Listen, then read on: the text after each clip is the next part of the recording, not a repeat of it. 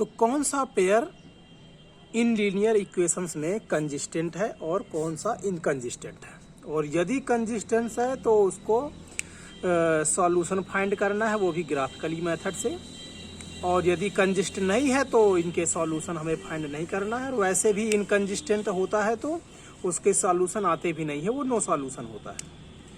तो हमें पता है, क्या पता है कि यदि हम A1/A2, B1/B2 और C1/C2 यदि ये दोनों इक्वल हों और ये इक्वल ना हो तो ये हो जाता है इनकंसिस्टेंट। और यदि कोई और कंडीशन है तो हमेशा क्या रहता है, कंसिस्टेंट। तो यदि ऐसा दिखेगा तो इनमें से कंसिस्टेंट नहीं होगा और उसके सॉल्यूशन हम ग्राफिकली मेथड से फाइंड करेंगे। और यदि ऐसा दिख जाएगा तो वो इनकंसिस्टेंट होगा और उसके सॉल्यूशन हम फाइंड नहीं करेंगे, क्योंकि उसके सॉल्यूशन फाइंड होते भी नहीं हैं। तो सॉल्व करते हैं, पहले वाले पे निकालते हैं A1/A2। तो A1/A2 होते क्या है, तो x के जो मल्टीपल है वो A1 है और y के जो मल्टीपल हैं वो B1 है और B2 है, और जो कांस्टेंट टर्म है उनके जो वो हैं वो C1 और C2 है। तो यदि इसका हम A1/A2 फाइंड करें तो इस पे कुछ नहीं है तो 1 और इस पे 2। इसी तरह से यदि B1/B2 फाइंड करें तो y का मल्टीपल देखेंगे तो ऊपर कुछ नहीं है तो 1 और इस वाले पे 2 है। और इसी तरह से यदि C1 C2 फाइंड करें तो 5/10, जो कि कैंसल होकर के 1/2 ही होगा। देख सकते हैं तीनों ही क्या है, इक्वल।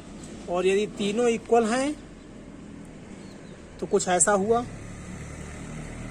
अर्थात जो कंडीशन हमें पता थी, जो हमने बनाई थी, हमने ऐसे बनाया था, ये इनकंसिस्टेंट था, इसके अलावा जो आएगा वो कंसिस्टेंट है। तो देख सकते हो तीनों ही इक्वल हैं, और तीनों इक्वल हैं तो ये कौन सा हुआ, कंसिस्टेंट हुआ। और कंसिस्टेंट है तो इसका सॉल्यूशन हम ग्राफिकली मेथड से फाइंड करेंगे। तो कर लेते हैं। वैसे भी हम इसको देख करके बता सकते हैं कि ये कौन सा वाला कंसिस्टेंट है।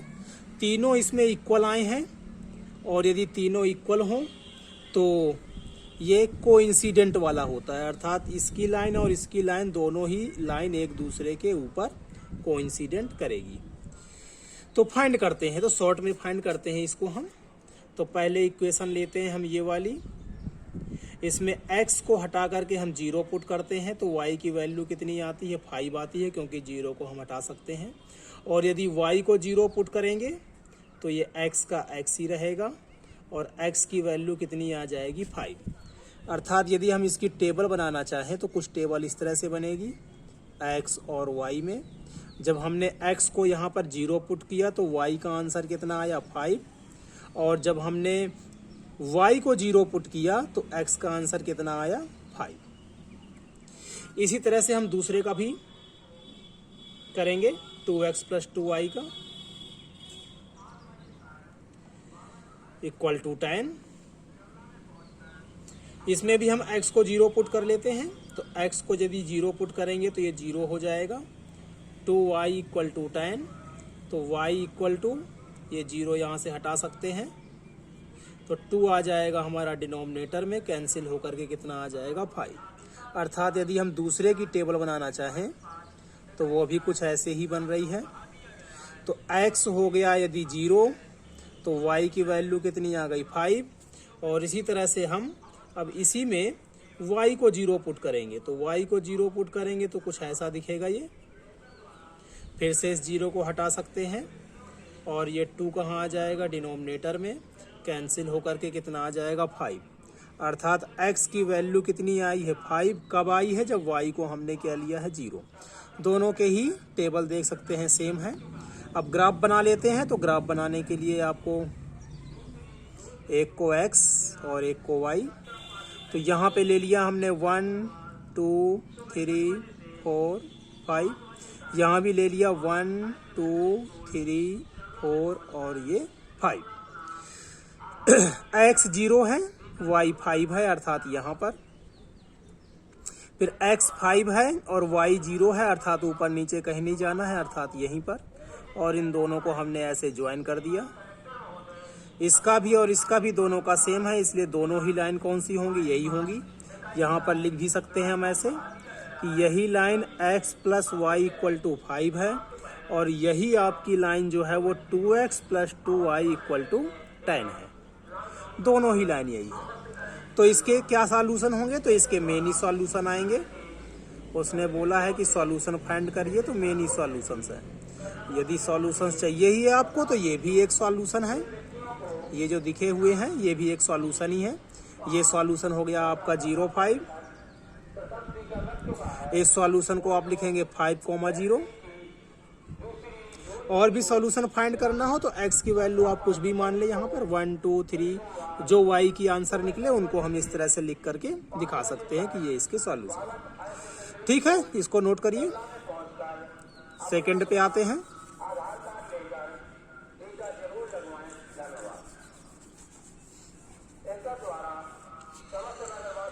तो इससे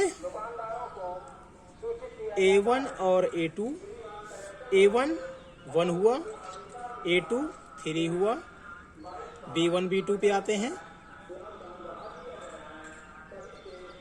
तो B1 माइनस का 1 हुआ, B2 माइनस का 3 हुआ।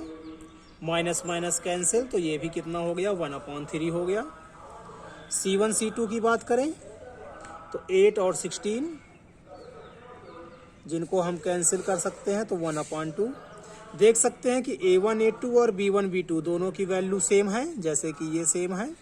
और C1 C2 जो है वो इनसे अलग है अर्थात ये है, अर्थात यही कंडीशन इसमें अप्लाई हो रही है। और यदि ये कंडीशन इसमें अप्लाई है तो ये हुए आपके इनकंसिस्टेंट। और सेकेंड जो पेयर है उसके जो इक्वेशंस हैं वो इनकंसिस्टेंट इक्वेशंस लिखी हुई हैं, अर्थात इनका होगा नो सॉल्यूशन। इन्फॉर्मेशन के लिए बता दें कि जब इनका आप ग्राफ बनाओगे तो ग्राफ कुछ ऐसे आएगा। दोनों ही लाइन पैरेलल आएंगी। दोनों ही लाइन कैसी आएंगी, पैरेलल। कैसी भी आएंगी, यदि इधर आएंगी तो भी पैरेलल होंगी, ऐसे बनेंगी तब भी पैरेलल होगी। और पैरेलल लाइन एक दूसरे को कभी इंटरसेक्ट नहीं करेंगे, अर्थात इनका कोई सॉल्यूशन कभी भी नहीं आएगा। थर्ड पे आते हैं।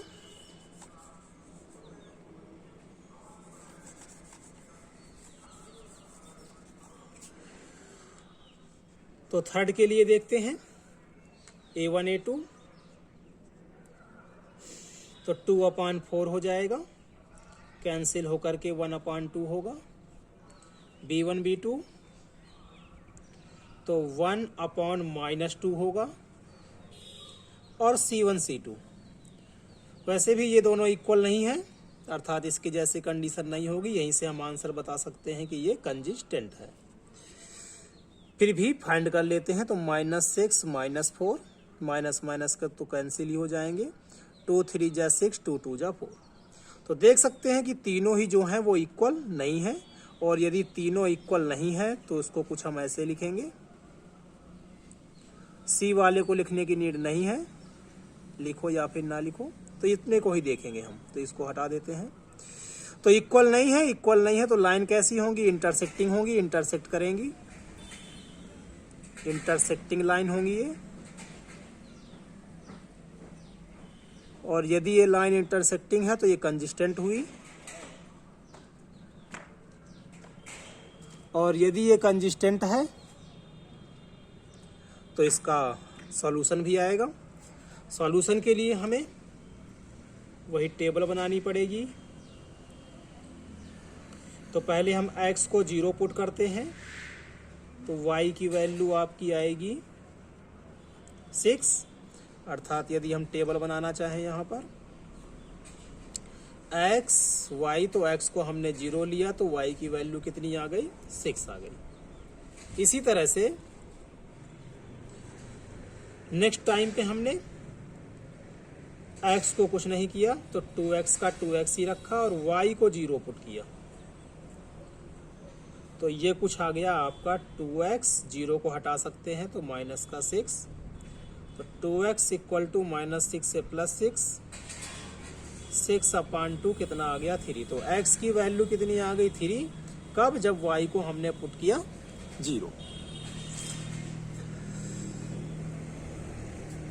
सेकेंड की टेबल बनाते हैं। तो सेकेंड इक्वेशन क्या थी? 4x - 2y - 4 = 0। एक बार x को 0 पुट किया तो y की जो वैल्यू है -4 से इधर आकर के +4, 4 - 2 -2, 2 2 जा 4 माइनस कहीं भी आप पुट कर सकते हो। तो दूसरे टाइम पे हमने x को सेम रखा और y को 0 पुट किया। तो 4x - 4 उधर आकर के +4, 4/4 कितना हो जाएगा? 1 आ जाएगा। इसकी यदि टेबल बनाना चाहें तो कुछ इस तरह से बनेगी। x की वैल्यू 0 तो y कितना है? -2। x की वैल्यू 1 कब? जब y को लिया हमने 0। ग्राफ बनाएं इसका। तो ग्राफ बना लेते हैं। यहाँ पर बना लेते हैं इसका ग्राफ।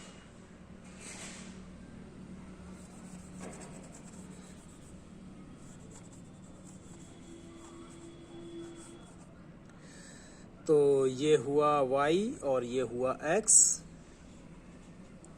वैल्यू छोटी छोटी ही है इसलिए ऐसे ही कर लेते हैं। तो 1 2 3 -1 -2 -3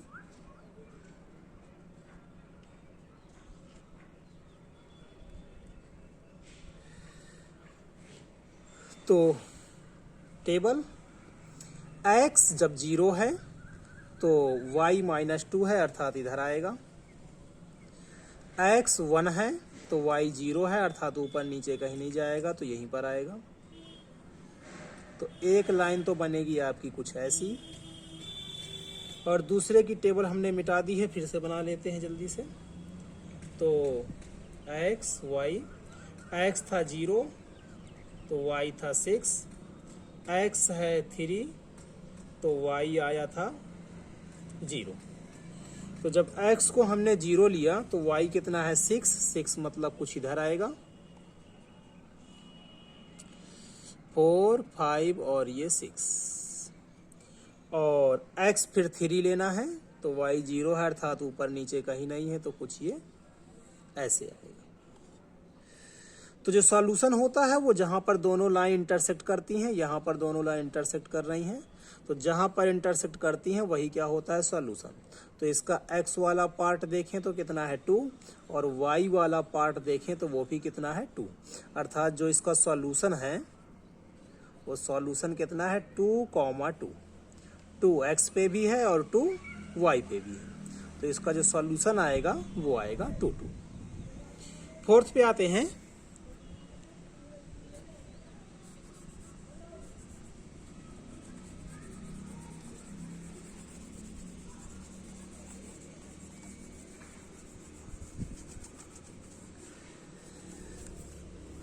तो फोर्थ के लिए a1/a2 तो 2/4, b1/b2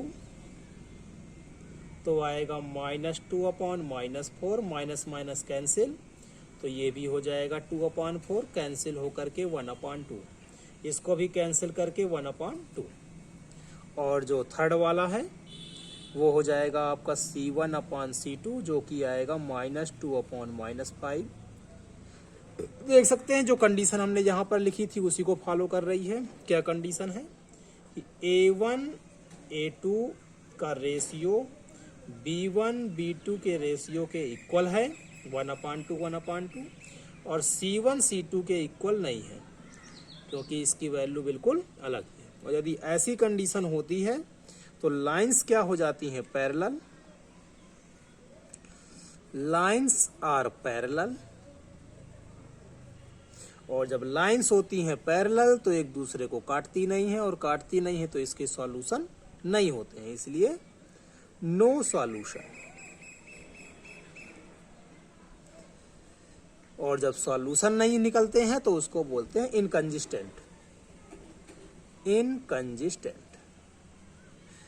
तो जब कंजिस्टेंट होता है तभी सॉल्यूशन आता है, जब कंजिस्टेंट है ही नहीं तो सॉल्यूशन आएगा ही नहीं। इसलिए इसको हम ग्राफिकल मेथड क्या किसी भी मेथड से इसके सॉल्यूशन को फाइंड नहीं कर सकते हो। जब नहीं कर सकते हैं तो सॉल्यूशन निकालने का कोई बेनिफिट भी नहीं है।